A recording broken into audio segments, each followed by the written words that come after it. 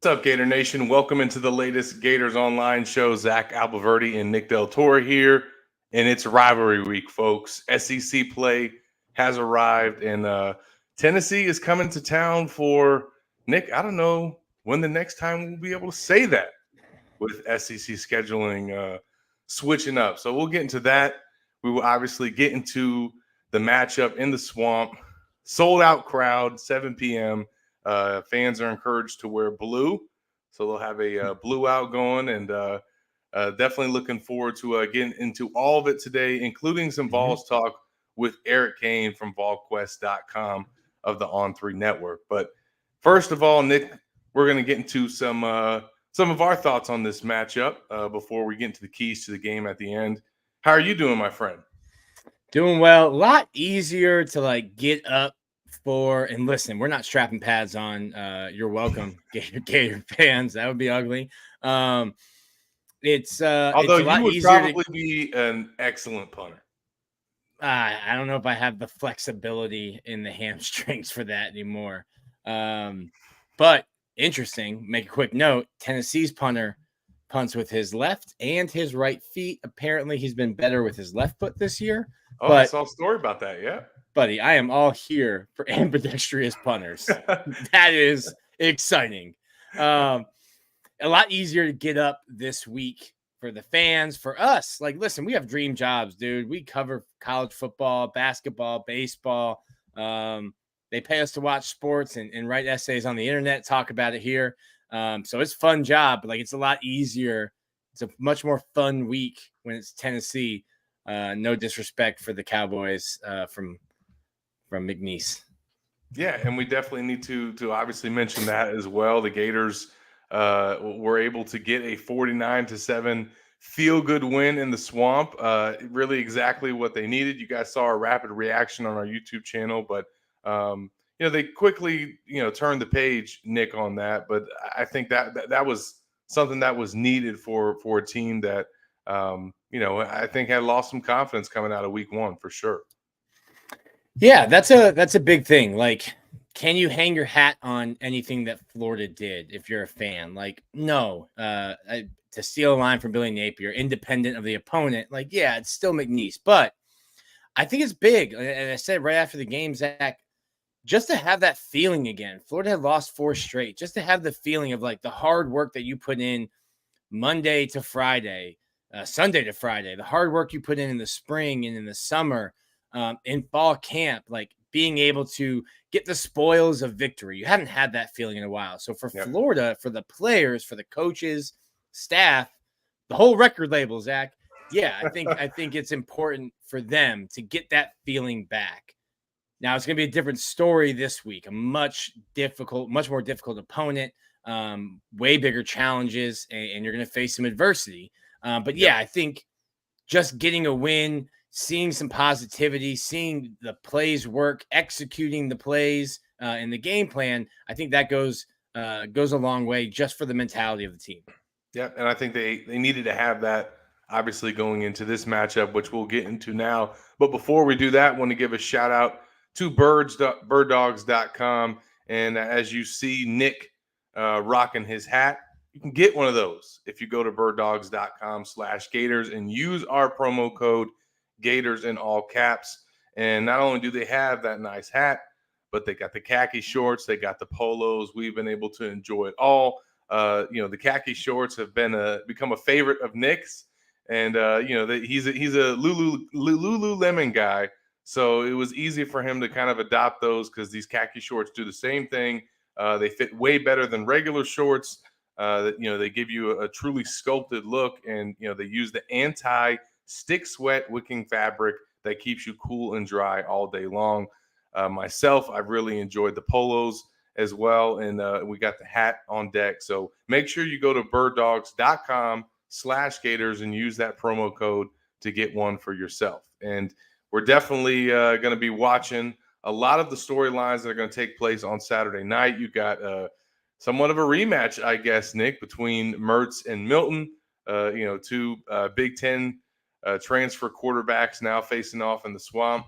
Joe Milton says he never loses in Florida, although he has literally lost in Florida with the Tennessee Vols, starting out that 2021 season as the starter, let's not forget, until he got hurt.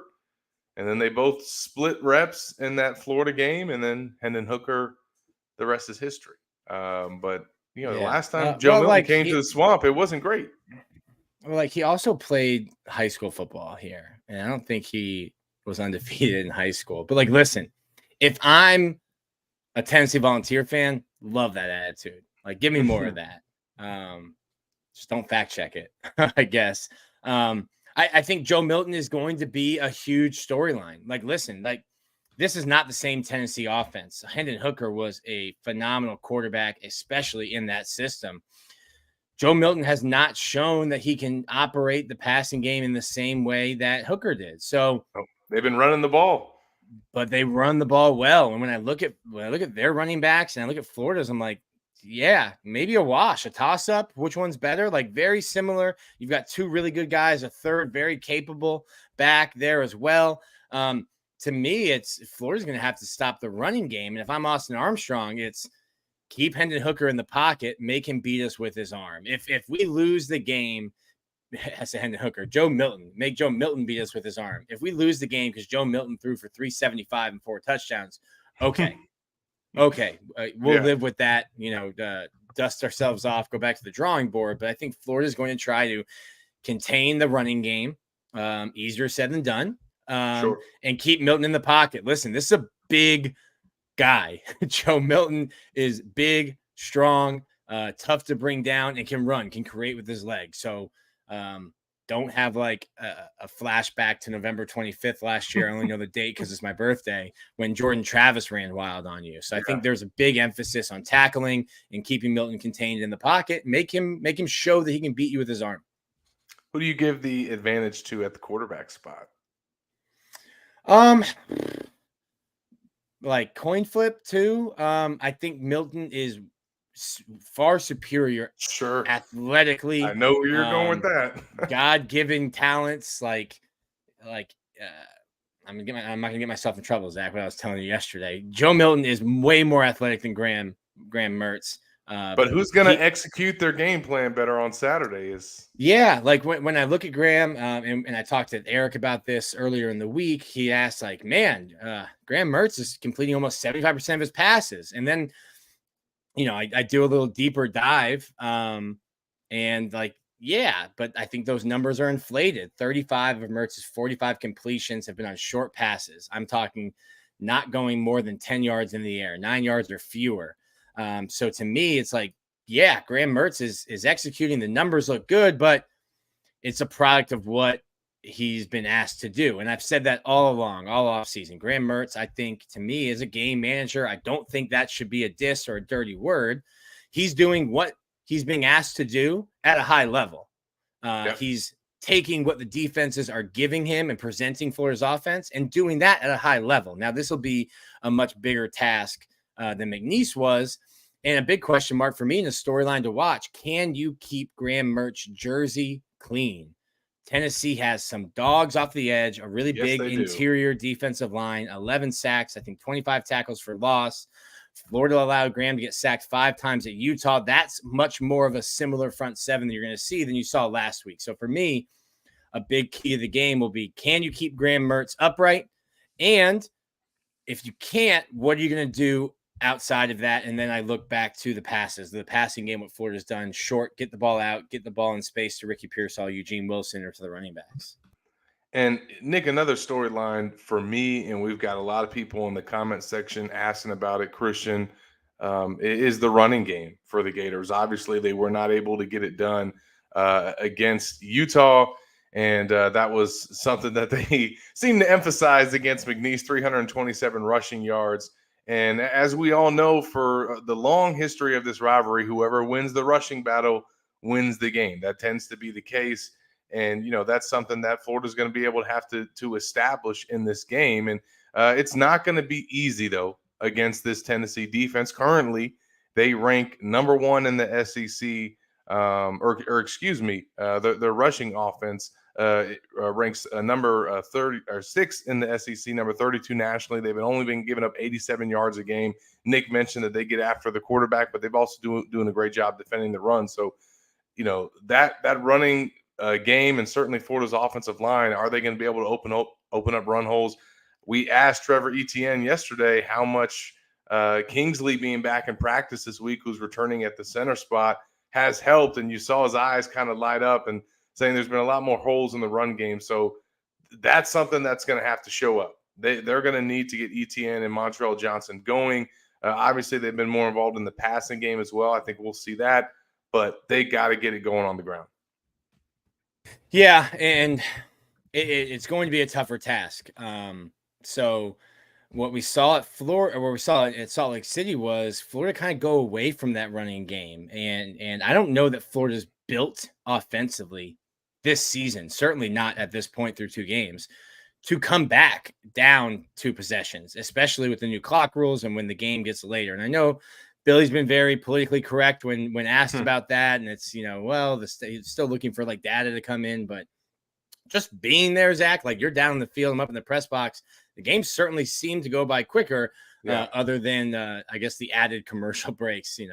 Shout out to Chip Kelly telling ESPN to hope you're selling a bunch of commercials. But I don't know that Florida is going to be able to run that successfully, but I don't want to see them go away from it that early. Yeah. Like if it's not working right away, don't abandon it right away. Exactly. Don't abandon it in the first in the first quarter if it's not working right away. And I think Florida will probably look to slow the game down offensively. We've been getting a bunch of questions from fans about Billy, like, hey, why is the pace of the offense so slow? I think it might be purposefully slow this week because you've got a Formula One race car of an offense on the other sideline, and you might want to see if you can hold the ball a little bit and let that defense catch its breath. Yeah, and obviously, I think for this game, Nick, and we'll kind of get into this at a little bit more in the end, but we've seen Florida do a lot better job when they came back home for their home opener. But it's the penalties and the mental mistakes and shooting themselves in the foot.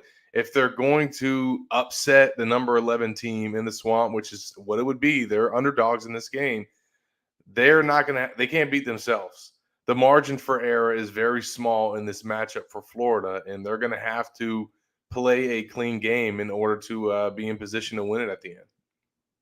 Yeah, and I don't think that's a surprise, to anyone that hears that's hearing you say that. Like the margin of error was going to be slim for this team.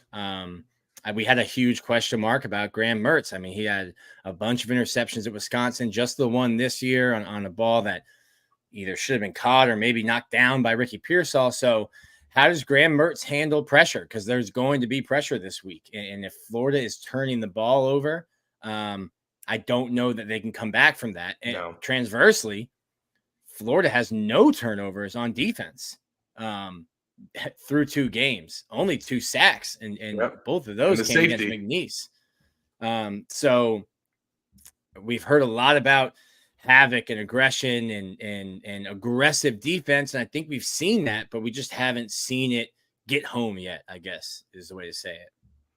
No doubt. And, we got another question here from Ruben, Nick, who we ran into. Shout out to security Ruben, treating us nice out there in Salt Lake. Yeah, man, he was there. Obviously did not get the result that he was hoping for, seeing his Gators come out there to Salt Lake. But nonetheless, Ruben, I think exactly what you're asking about is probably had a lot to do with what led to that result was Graham Mertz not getting protected. And, I mean, they're probably going to get to him at some point in this game. I'll be very surprised if Florida doesn't give up any sacks. But I do think that Kingsley Guakin coming back is going to make a huge difference. I just, you heard Trevor Etienne talk last night, not only about how he's impacted the run game, but just, the leader that he is on the field and the way he communicates and his voice and kind of the anchor that he is on that offensive line. So because of all the new pieces in there, because of some of the young guys in there, to have him back as that veteran, that should help just out of the gate. And then obviously something else that they can do is is get the ball out quickly, and that was some of their game plan against Utah. It was effective, but they also, as Nick said, they can't just abandon the run game as well. They're going to find ways to get success there too. Mm-hmm. Yeah, and to me, it's a big thing to get Kingsley back. It's not, and it's not saying anything bad about Slaughter. I don't know that Kingsley Aguakin is, the kind of impact that like Osiris Torrance was. I don't think he's like a first-team All-American, but this is a guy who played 26 straight or started 26 straight games, has 40 career games. He's the guy that kind of made the motor go, and all those hats that the offensive lineman wears, Zach, like 5 = 1. Mm-hmm. They rolled out there in Utah, and those 5, that was the first time those 5 have been playing next to each other. No so doubt. when you get Kingsley back, I think you're back more in the mix of guys who are familiar playing with each other. And I've said it a bunch of times on here, offensive line's a position where all it takes is one guy doing the wrong thing. Like if the wide receiver on the boundary runs the wrong route, cool. There's 3 other guys running routes. You can figure it out. If one offensive lineman makes a mistake, it ends up with that offensive lineman usually picking the quarterback up. Yeah. And this is a lot of what we're going to get into in the final segment of the show as we break down the keys to the game. But now we're going to bring you guys some Tennessee perspective, and that's going to be with Eric Kane from VolQuest.com, who's going to join us here in just a moment. But before we bring him in, I want to give a shout out to My Perfect Franchise, as we do each and every week. If you are ready to leave the corporate rat race for the American dream, looking for a side hustle while working your current job, wanting to diversify, build wealth, and or leave a legacy, Andy can help. He's a franchise consultant as well as a franchise owner and helps people find franchises that fit their skill sets, financial requirements, time to commit, and more. His services are 100% free, and he's here to help if you have any questions about business ownership. You can learn more and contact Andy anytime at myperfectfranchise.net or calling and texting him at 404-973-9901. And now we're going to be joined by Eric from VolQuest.com for the second time on this show as a visitor last year, and now we're back at it. Eric, appreciate you joining us, man. Yeah, guys, thanks for having me on. Absolutely. It is a rivalry week. SEC ball is here, and this rivalry is renewed. I mentioned it, with Nick at the start of the show, but they're coming to Gainesville. Florida's scheduled to go to Knoxville next season, but after that, we don't necessarily know what the future of this rivalry holds and when they're going to be matched up again, depending on if they go to 8 or 9 games. So I think fans definitely should cherish these next 2 matchups because it may be a few years before they play again. First of all, before we get into Saturday's game, what have been your early impressions on Tennessee so far this season, Eric? Yeah, I've been really impressed with Tennessee's defense so far. Understanding you played Virginia and you played Austin Peay, so it's not like you played Florida or Alabama or LSU. That's the fans on Twitter have not seemed to stress that to me while they've been yelling at me this week, Eric. You've made a lot of friends, Nick. I've made something. I've been impressed with Tennessee's defense. They play a lot of players, and that's something that they've been reluctant to do in years past with Tim Banks the last 2 years. So it's good to see. I mean, Rodney Gardner always has a healthy rotation up front. They're playing 10 to 12 guys up front. They want to play more linebackers, but unfortunately with the Keenan Peely injury, they're being forced to now, and that's going to hurt. But Aaron Beasley's been really good to start the season there. And then the back ends look fine so far, but all that's going to be tested. All that's going to be tested for sure this week. But I've been impressed with how they've been getting pressure to the quarterback. I've been impressed with Tennessee offensively running the football. I think Jalen Wright has looked really, really good. And, they've been out of sync of sorts to begin the year in the throw game, throwing the football down the field. Joe Milton's thrown some good balls. He threw some not so good balls last week. He also had receivers drop like 5 catches. So it's been a thrill of a minute in that regard. They got to fix that for sure. But overall, it's been all right. But a huge test coming up. They got to do some good things in order to have a chance to win this football game down in Gainesville. And what's the sense of just the fans? Well, we'll get into like game plan stuff, but what's just the sense of the fan base? It feels like Tennessee every so often comes down to Gainesville or Florida's going up there and Tennessee's picked and they're favored to win. But specifically here in Gainesville, there have just been clutching defeat from the jaws of victory games for the Vols. Just is there trepidation? Is there like a nervous energy? Is there unbridled confidence? What's the fan base in Knoxville feeling this week?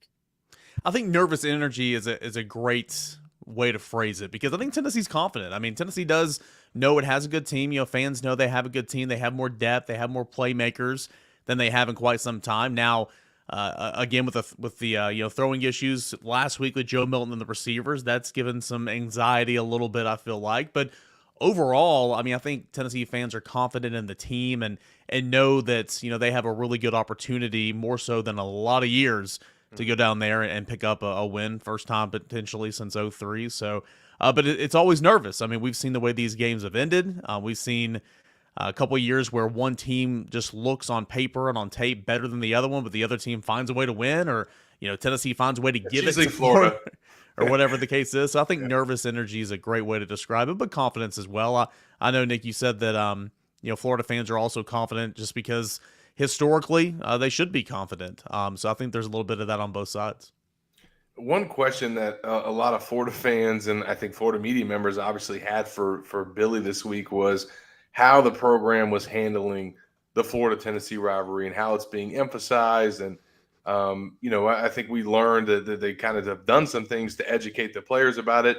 You've got Brandon Spikes on staff, and he's kind of been driving home that a little bit this week.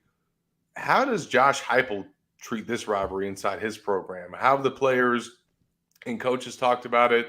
Do they do anything in terms of hanging up stuff or playing highlights or putting Gator heads in the urinal, or they're like any insight into kind of how they're treating this in Knoxville inside the football building?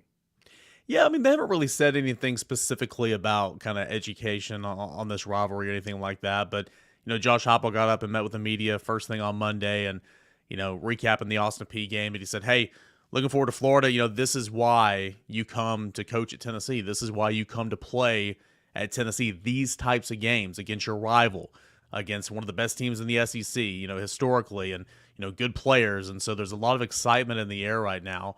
I was speaking with a former Tennessee running back for a podcast that's going to come out on game day, Jabari Davis, who had a really nice career against Florida specifically. And he said that, it was taught to them back in January that you start preparing for Florida in January. Like your offseason workouts, the extra work you put in, the reps, the laps you run, all that type of stuff. It's for Florida. So I found that very interesting. Sure.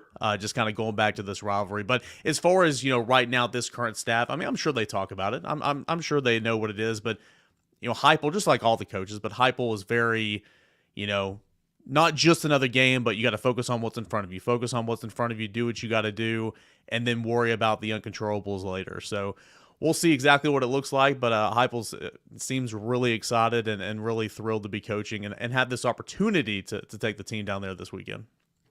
It's a little bit of a different offense, and I've always thought that it's a quarterback-friendly offense. I think Josh Heupel, if he gets a quarterback that fits his system, now I think there is a lot that they have to know, learn, and process, and that's probably why Hendon Hooker was so great. But it does seem a little different. It seems like the long passes are kind of more over the middle, not those, potential on the other side of the hash, 50-50 potential PI balls. Has the offense changed because of the quarterback or just because of how good the running back room is? Or maybe is it a mixture of both? I think it's a mixture of both. I mean, one thing about Josh Heupel is, every quarterback that he's had, he kind of adapts the offense to the strengths of that quarterback. You could do so much with Hendon Hooker. He could do so much with Drew Lock back in the day, Dylan Gabriel. All those guys had success with Josh Heupel, at quarterback. We've already seen a lot more, perimeter game, quick passing stuff, a lot more getting the running backs active in the passing game, and just 2 games here than we've seen a lot in the last 2 years, with Hendon Hooker. So, and again, that's no slouch on Joe. I just think it's, you kind of tailor your game plan to who you have under center. But to your point as well about the run game, Tennessee always makes an emphasis to run the football. Led the nation in rushing touchdowns last year. I think it averaged 199 yards rushing last year. The year before that, it was over 200. So they've always been a good running team, but, Jalen Wright has kind of taken a step. I mean, he's clearly, the guy this year. And Jabari Smalls also had a pretty solid start to his season as well. And if you are struggling throwing the football right now, having that run game to rely on to get the tough yards, to set you up in second and short and third and manageable, not behind the sticks, that just feeds into the confidence and easier plays to call for Joe Milton on third down. So we'll kind of see what's happening. I mean, for Joe Milton and the receivers, the receivers have not helped him out whatsoever. Been a fumble, a lot of penalties. Ramel Keaton had literally a 70-yard pass just dropped down the far numbers. It was a beautiful ball and just dropped. He could have walked into the end zone. And Joe's been a little inaccurate as well. So we'll see if they can bounce back from that. But the run game has been massive so far. And I think that you're just calling the game to kind of fit the strengths of your personnel. Hey, let me jump in real quick again, Zach. If I'm Austin Armstrong, I think I need to slow down the running game and I need to keep Joe in the pocket. If I'm going to do that, maybe I'm committing another guy to the box and asking my guys to play one-on-one man coverage on the outside with a single high safety, perhaps. How have, I think, Brew McCoy and great name, Squirrel White, how have they been able to create separation? And are they guys that can take advantage of man-to-man coverage and maybe win some of those matchups? I think so. That's what Tennessee wants. Tennessee wants one-on-one matchups. Speaking with Kelsey Pope, Tennessee wide receiver coach earlier in camp, and the question was asked about, translating from, college to the NFL, because, guys under hype will often kind of say, oh, well, it's just they play in that system. Well, Kelsey Pope was saying, hey, in our system, we want to create one-on-one matchups, and that's all the NFL is. And you saw that with Jalen Hyatt. You saw that with Cedric Tillman. You've seen that with Brew McCoy, even Ramel Keaton as well, a little bit last year as well. So that's what Tennessee wants to do. And in the first two games, with Austin Peay and Virginia, they were essentially, I know, Nick, you said this about McNeese kind of doing something similar with Florida. It's just saying, hey, we're going to play too high. We're going to back up. Joe Milton, you got a cannon, sure, but we're going to keep everything in front of us. And so, yeah, run the football, whatever. You're not going to beat us over the top. Now, if you're Florida and you get into some of the other SEC games, these guys got players. And so I anticipate seeing another guy in the box trying to slow down that run. I anticipate seeing a single high safety and saying, all right, Joe Milton, let's see kind of what you got here. And then if you hit a couple, then maybe you adjust a little bit. But Brew McCoy, he's not the fastest. He's so physical. He's definitely capable of getting some separation. Squirrel White's more the underneath guy, but he's one of the fastest guys on the team. Ramel Keaton is a deep threat for sure. We've seen that in years past. And Dante Thornton, the transfer from Oregon, long, explosive. He's all we heard about all offseason. He's done nothing so far in 2 games. But the way they talk about him, he certainly could be a guy that stretches the field vertically as well. So we'll see. Brew McCoy created fantastic separation from his first 2 schools. That is true, yes. He also had a good game against Florida last year. Yes, yeah, he did. I thought that's where you were going, Nick. No, it was a 5-star for a reason. It was just a little sarcasm. It's fair too. It's fair sarcasm. Tennessee fans are like, don't care, he's here now. Yeah. He ended up at our school. Yeah. We're speaking with Eric Kane from VolQuest.com. Eric, I want to ask you more about Tennessee's defense. Obviously, they've had a really good start to the season. They've improved their personnel. Where are the concerns still, and what are some potential spots that could be problematic against Florida? Yeah, I think you start from the back end and work your way up. The secondary was very bad last year, to put it blunt. Defense overall took a step, and you look at the South Carolina game, which was horrendous for Tennessee, but that was kind of a one-off a little bit. I know Florida came back, and Anthony Richardson had the game of his life and looked like all that Anthony Richardson could. But for the most part, Tennessee's defense kind of took a step in the right direction. Now, the secondary was not. Tennessee was really good against the run. The secondary was just not good. But you return pretty much everybody. And you added to it with Gabe Judy-Lawley from BYU and some of these other freshmen who are creating some more depth. And so far through 2 games, it hasn't been horrible. We'll see, obviously, this week, and we'll see if Jalen McCullough's improved to the safety position. We'll see if Danico Slaughter is truly a lockdown corner like the coaches think that he can be. But there's certainly some question marks in the secondary. You move up the linebacker. Again, you felt great about that position coming into the season. You lose Keenan Peely, and now it's like, okay, these young guys have got to grow up now. It's not going to be a slow burn. It's now. And Aaron Beasley might be the best player on the football team right now, and he's been really productive. But other guys are going to have to step up alongside him. So those are kind of what the concerns would be, maybe defensively. It's that secondary for sure. They're going to get their first true test this week, and we'll see if they're actually any better.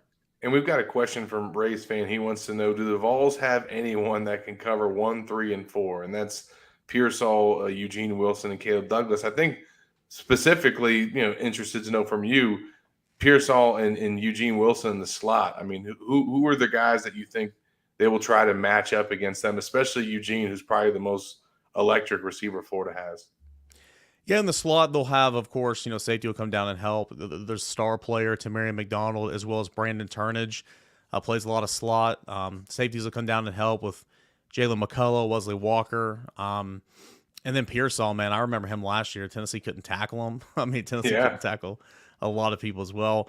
But a guy that opposing fan bases love to hate on, and it's fair because if you remember the South Carolina game, he would get burned and get up talking crap, and it's like, what are you doing, man? I think he did that against Florida a little bit last year too. Kamal Haddon, number 5, cornerback. He had a really good offseason. Really good offseason. We were expecting him to go to the transfer portal, to be honest. But he stayed, had a good offseason, and he's one of Tennessee's starting cornerbacks, and he's really physically gifted. He is, like, when he's doing the right things. He got flagged for defensive pass interference a couple of times last week because he's not turning his head and he's running into the receiver. But when he's doing the right things, he's physically gifted, and I think he's had like a really good start to the season. So, maybe they try to get him on those guys and try to get physical with the line of scrimmage and whatnot. So we'll see. Those are 3 really good receivers. I'm intrigued to watch Eugene Wilson, his career kind of materialize, because I've heard a lot of good things about him. No doubt. Fun player to watch. Fans want to see more of him. It'll be From interesting. The suburbs, right? Yeah. Nice little pedigree. Dad played in the NFL as well. Yeah. I got to call him Trey. Eugene Wilson III. Florida just announced today that it will be a sellout. What, if any, impact do you think that could have on Joe Milton and on Tennessee? I think, I think you saved me. I forgot that Joe started at Vanderbilt, but I don't know if we can count that as a true road game. You really can't, because it was all Tennessee fans, yeah. But then when Joe was starting at Michigan, it was 2020, and I don't know if the Big Ten allowed any fans. No. So what effect do you think the crowd could have? As I like to say here in the South, and it, college football is a religion, and church is at 7 o'clock on Saturday night, but the communion begins way earlier than that, early in the morning. A lot of communion. On those Saturdays. Multiple trips. Yeah, multiple trips. I think it's gonna play a factor. Tennessee at Georgia last year. Now, it was like 8-2-8 teams. Who's gonna go represent the? I mean, a huge game. And so was this, but I mean that was a massive game. Tennessee did not handle the crowd noise well at all. I mean, there were multiple procedural penalties, and you hadn't seen that from Tennessee all year long. So that's kind of the game. That's the point of reference I always think back on anytime you're going into a hostile environment. So, we'll see. Of course, Hendon Hooker's not here, but getting Cooper Mays back this week, and Josh Heupel said in his Thursday press conference, he's been practicing all week. He anticipates he'll be going. Now, is he going to be out there every single snap? I doubt it. I seriously doubt it because, I mean, the guy can't be in great shape. He hadn't done anything in so long. So, but just having him out there, 3-year starter, he is the most important player in this offense outside of the quarterback because he sets the tempo. I think that'll be huge in terms of, getting everybody in sync, starting the calls and the operation, everything from the center position. But no doubt. I mean, Florida's been going through that with Kingsley Aguakin. Yeah, exactly. They're both getting their center back. Kind of parallel storylines here for Tennessee and Florida in that regard. But that will be a storyline. And if Tennessee can, that's kind of one of my keys to the game. If Tennessee can, get off to a hot start and kind of quiet the crowd, take the energy out just a little bit, I think that'd be huge for Tennessee moving forward because I think that'll play a factor, sold-out crowd. It's interesting. Florida, I've said on this show and leading up to both games, I don't think Florida can play from behind. They've lost the coin flip both games, and both teams have deferred. And if I'm Josh Heupel and I win the coin toss Saturday, send me that ball. We're going to score first, and we're going to be the pace car at Daytona Speedway. Can you keep up with us? Real quick, do they calling plays? Are they cards, hand signals? How is that? Because I think that, when you're in your first road game, might be something offensively you might tweak or change or work on. Typically it's signals. They signaled in from the sideline. Okay. First couple plays of the drives typically scripted, but they'll have about 4 guys on the sideline doing the hand signals. 3 of them are dummies. 1's live. Yeah, and they switch it up pretty much every quarter, I would imagine, or something like that. Maybe every drive, but typically signals. So that'll be big in terms of dealing with the crowd noise. Good stuff. And final things for you, Eric, as you look at this matchup on Saturday, you've now talked about it at length this week. How do you see it playing out either way? How does Tennessee win this game in your mind? How does Tennessee lose this game in your mind? For Tennessee to win this game, I think just kind of following the blueprints from Utah, right? Get a lead. Get an early lead. It doesn't have to be 3 or 4 touchdowns. I'm not saying I don't think that's going to happen, but get a lead and put the pressure on Florida, hold that lead, and then see if Florida can battle back, with throwing the football. I think that would be a winning formula for Tennessee. Losing the football game, if Florida shuts down the run and Tennessee can't get anything going in the passing game. If Florida slows the run down, then you can't just ride your Jabari Small and Jalen Wright, and you've got to get some chunk plays down the field. And this offense is continuously still out of sync, throwing the football. That's how Tennessee loses this game, in my opinion. So we'll see if they can bounce back. We'll see what this run game looks like. One thing about Joe Milton, he is not putting the ball in harm's way. He had one bad throw where he did that against Virginia. He didn't do that in 2022 when he played. He hasn't so far this year, and that's good. That's something to build on, because we've seen a lot of quarterbacks here in the past, since Josh Dobbs, that just continuously make the wrong decisions and put the ball in harm's way. That's not Joe Milton. So we'll see if that can get in sync this week. But I think if they slow the run game down and the passing game does not respond, then I think that's how Tennessee loses. One more thing on Joe, and I don't know if you've had a chance to speak with him this week or he's ever addressed this with the media, but kind of a 2-part question. One, do you think he has any motivation for the way that this game went the last time that he came here? And he didn't play too well in the Swamp, and Hennon kind of took off from that point on and kind of became the full-time starter. And more, a kind of a deeper layer, the fact, and I don't know how much you're familiar with this, but I mean, he was recruited by Florida pretty heavily and, was looking at them. You think there's any personal motivation in this game for Joe because of, where he's from and obviously how that game went the last time he came here? Shout out Logan Ward for trashing me in the comments over here. I actually know that clown, so I wanted to give him a shout out.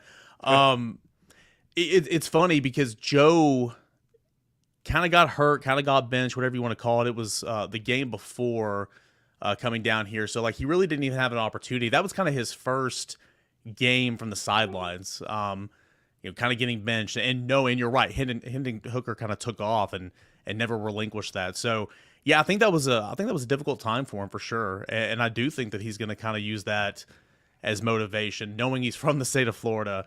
I know he had that comments sometime over the summer. He's from Florida, played well in the Orange Bowl, doesn't like to lose in Florida. He's going to have tons of family members in attendance. I think he's going to be amped up and energized and ready to go. So for him, I think he needs to throw a touchdown immediately. I think he needs to get sacked. Something just to jar him and kind of let him settle in a little bit, because this is a big moment for Joe Milton. A lot of that is how do you manage it? Yeah. How do you manage the emotion? Is that first pass 175 miles an hour directly at the safety, over the head of somebody? I think Josh Heupel is phenomenal. Tennessee's a fun offense to watch, and that's a credit to him. They did a great job recruiting quarterbacks. If Tennessee comes in and Joe Milton looks bad and Florida wins the game and fans can point to Joe Milton's play, what is the Nico Hive looking like for Tennessee fans, and what would it take for a switch, or is this Josh Heupel's guy? It's going to get loud. The Nico chants are going to get loud if that's the case. Just because, who he is.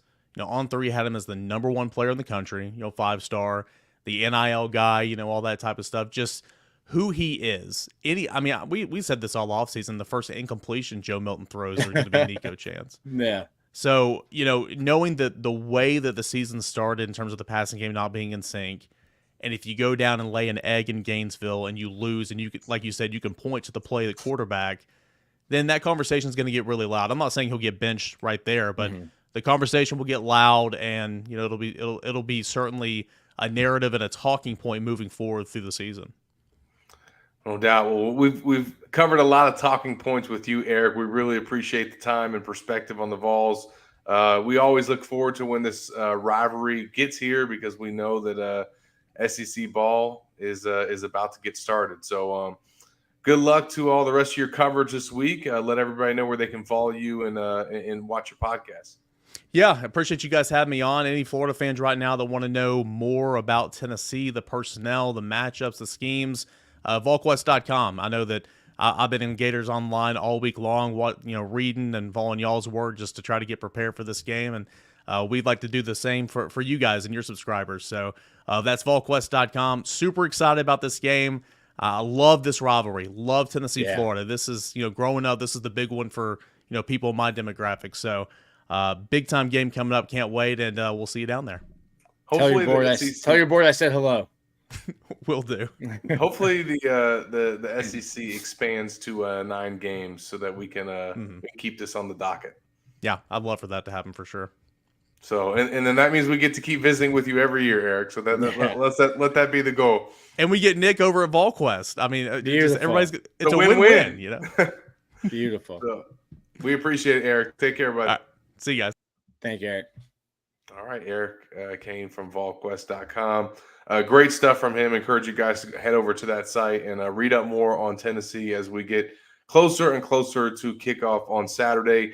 Before we get to our keys to the game, I want to give a shout out to our next sponsor, PrairieDental.com. The doctor is a UF grad who's practiced in Gainesville for 3 decades and has developed a deep understanding of how to diagnose and treat various dental problems, along with advanced skills and knowledge to provide more effective and efficient care to his patients. If you're having dental concerns or just need a cleaning, Prairie Dental Center offers a wide range of personalized care options to meet your individual needs. Give their office a call at 352-373-3431. Tell them Gators Online sent you, and your new patient exam will be free. Now, before we get into our final segment, we've got to jump over to the comment section. We've got a lot of questions. Appreciate Rays fan for asking that question that we were able to throw Eric's way. We've got Harrison in here saying, get the running game and EW3 going early in the game. More Wildcat, Nick? Shoot, I don't know. You're gonna have to be creative. Listen, if Tennessee, and part of what makes this such an interesting game is it happens so early. Like, we don't have a lot of answers. Like, Florida played a really good Utah team, or a team in Utah that we think is good. Tennessee hasn't really played anybody yet. So, like, there's a bunch of questions we don't know. Is Tennessee's run defense, they were really good last year. Are they as good or better this year? I'm not going to look at Virginia or their other opponents and say, yeah, they're going to be able to shut Florida down. But if Florida can't run the ball, I think going to Trey Wilson as, an outlet guy or some gadget plays, some ways to throw Tennessee off, get the ball out quick, I think that certainly should be in the game plan this week. Yeah, you gotta get him going. Billy said when we asked him on Monday, I think it was, about that new wrinkle that they unveiled Saturday, that they're finding unique ways to get him the ball each and every week. So I'd look for that to happen early and often. And as we talked about earlier in the show, Harrison, they got to run the ball. That's been a trademark of this series. Whoever wins the rushing battle usually wins the game. Matthew Stafford, potentially watching the Gators Online show. Maybe he's been, I don't know. He wants to know, can Florida's young DBs handle Tennessee's wide receivers one-on-one? I think Jason Marshall can. I definitely, like what I've seen from Kimber so far, and the Gators get Mhm. Devin Moore back this week. And, they're Jakeem Jackson, man. He's the guy that got one of my game balls from the last matchup. He had 2 pass breakups in that game. I think he was one of, if not Florida's highest graded defender in the secondary, and had like ridiculous pass Mhm. grade against McNeese, albeit, but he played very well. I think Florida's should do. I mean, we'll get into this, once we get into our keys, Nick. But I mean, I don't know what you think, but I think Florida's defense, and specifically their passing defense, which has been really, really good to start the season, Mhm. is going to be able to have some success. Right now, they're ranked number 1 in the SEC and 8th nationally, only giving up 115 yards a game. Yeah. Listen, if I'm going to talk about Tennessee's opponents, half of that is McNeese as well. That is, But like, it's like I made a comment during our Q&A that like I don't know that Tennessee has great linebacker depth, but I could say that about Florida's defensive backs, and Florida fans would probably rip me. And it's that we think Jakeem Jackson is going to be great. We think Jalen Kimber is a really good player. We think, but they're young players that are unproven on a stage like this. So like, yeah, I think Jakeem Jackson can handle that spotlight and can handle those guys in a one-on-one. But I haven't seen it yet. So I think there's just like I said, right, like a second ago, I think there's just a lot of unknowns. And from what Eric said, that's a situation that Tennessee and Josh Heupel want to manufacture. And if Florida is going to, in my opinion, sell out to try to slow down this Tennessee rushing attack and to make Joe Milton beat you with his arm, then we're gonna get an answer to this, Zach. yeah, we are. Saturday night. Yeah, they're going to put those guys in some one-on-one, some press man, and Jason Marshall and Kimber and Moore are going to get to do what they like to do. So looking forward to that. And obviously, as important defensively, how's Florida going to stop Tennessee's run game when Tennessee arguably has the best running back and best running back room in the entire SEC? First of all, Nick, do you agree with that? I think Arkansas might have something to say about that, and maybe the Gators might have something to say about that. But how does Florida stop Tennessee's run game? Yeah, I think something I didn't even mention in my takeaways from the depth chart. Jamari Lyons is now in or at nose tackle. Yes, he is. And listen, Cam Jackson, I think, had a good game. I didn't know where he was against Utah. Had a family tragedy and played really well against McNeese following that. He's 370 pounds. Des Watson's north of 440. Tennessee's not subbing guys on offense. And I think when I look at Jamari, a guy who we didn't really see last year because of a shoulder injury on his way into college, caused him, he said in his own words, to get a little bit out of shape. Took him a while to get there. But like, it seems like he's the Energizer Bunny. Made a tackle and then lost his dang mind. Zach, he did in Salt Lake City after the safety. I was on the field and I was like, "What? That man's screaming!" Yeah, I think the biggest thing for me, Florida's defense is better. One, just tackling, and I think it's impressive that it's early because I think even if you're going to be a good tackling team, you might be slow and have some missed tackles early on just because of the nature of the way teams practice now. But Florida's been better defensively because I think everyone is fresh and because they have depth and because they're rotating guys in. So to me, if Tennessee takes that away, maybe you're struggling now because these guys are used to coming in and out and rotating and being fresh. What if you're going 8-9 plays and getting pushed around a little bit? How do you pick yourself up and get a stop? So that's definitely going to be a key. And I think you'll see Florida probably dedicate an extra guy, whether it's a linebacker, whether it's a nickel, whether it's a safety. Miguel Mitchell, I think, is great creeping down and playing in the box. Jordan Castell can play in the box as well. Yeah. I think they're going to dedicate extra guys in the box this week. And going back to the last question, we'll see more one-on-ones because of that. Because you can't, if you're Florida, you can't just let Tennessee dictate the pace, which they're really good at, and push you around.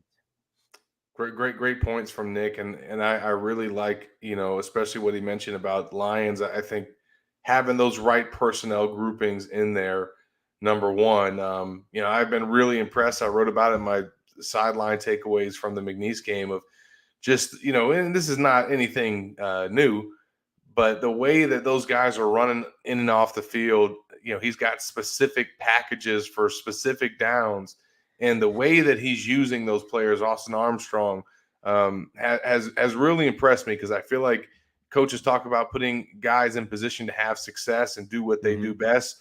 Man, he's doing that, and I think that that's going to be key to be able to stop Tennessee's run game is kind of finding the right fits there, and most importantly, what they've done through the first two games, which is tackle well. They're going to have to not have a bunch of missed tackles. They're going to need their linebackers to step up. Scooby Williams and Shamar James, that pair from Alabama with their DC from Alabama calling plays. Those guys have been doing a great job. And another Alabama native, Jaden Hill in the star spot. I mean, you got to have all those guys play physical, be in the right spots, fit their run gaps, and that's going to be a must, because like Nick has said, and a lot of people throughout this comment section, you want to force Tennessee to try and beat you with Joe Milton's arm, because that's an advantageous situation for Florida. And if he does, he does. But there are. I think that, listen, Josh Heupel is a great offensive mind. And it's so funny because you always say, it's always like Josh Heupel versus Billy Napier. And it's like, they're both offensive coaches that are calling plays. Like it's Josh Heupel versus Austin Armstrong, who just turned 30 before the season started. And now we're going to get into our keys to the game. We've alluded to some of these throughout the show.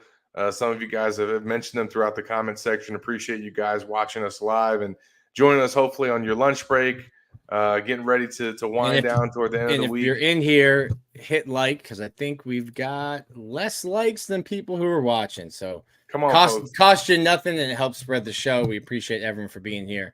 Like you said, Zach, probably on your lunch break. Nick, I want to get your opinion on this. It's been a big topic this week. A lot of questions asked to Florida, a lot of fans talking about it.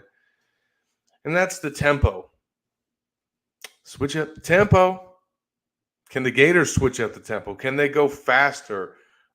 Is that necessarily how Billy's going to attack them? Is that going to be his strategy? Is he going to play keep away? Is he going to try and, the Gators, as one of our someone pointed out in the comment section, lead the SEC in time of possession. Is he going to try and hold that ball, establish that running game, which he needs to do, and play keep away from the Vols? Or are the Gators going to go up-tempo at times and try to keep pace with the Volunteers? What is their best strategy in your mind, Nick, and how do you think Billy's going to play it? Not only do they lead the SEC in time of possession, but lead by 4 minutes. Solid. 4 minutes by 4 minutes per game. My question is why? Why would you? You're not built like Tennessee. Why would you? Tennessee wants to drag you into its game plan. It wants you to try to outscore us, outplay us. And by that, I mean try more plays. They want you to try to keep pace. If I'm Florida trying to keep pace with Tennessee, our offense isn't built like that. I don't know that Florida is an explosive offense right now that can score quickly and is going to get to the line of scrimmage and call plays. At least consistently. Right. You can do it in spurts. And Billy said that, hey, we can do it at times. That's not what they are. It's not what they're good at. It's not what they do. Tennessee wants to do it all game long. That's Tennessee's DNA. If I'm Florida, why am I feeding into that? I just talked about not being able to sub and those guys. And I love saying this because I loved when Chris Rumpf told me it. He said, I learned at Alabama that those big guys have one gas tank. There's no refilling it at halftime. When they're tired, when they're done, they're done. If I'm Florida, what benefit is it for me to try to run at Tennessee's tempo? Now you have a 3 and out. Tennessee just had a really fast drive, and all of a sudden you're sending Jeremy Crawshaw out there, and you're looking at the defense being like, well, boys, you're back in. Enjoy it. So to me, it does not behoove Florida or Billy Napier to try to play Tennessee's tempo game. And I don't expect Billy to, try to match Josh Heupel in terms of plays per second, plays per minute.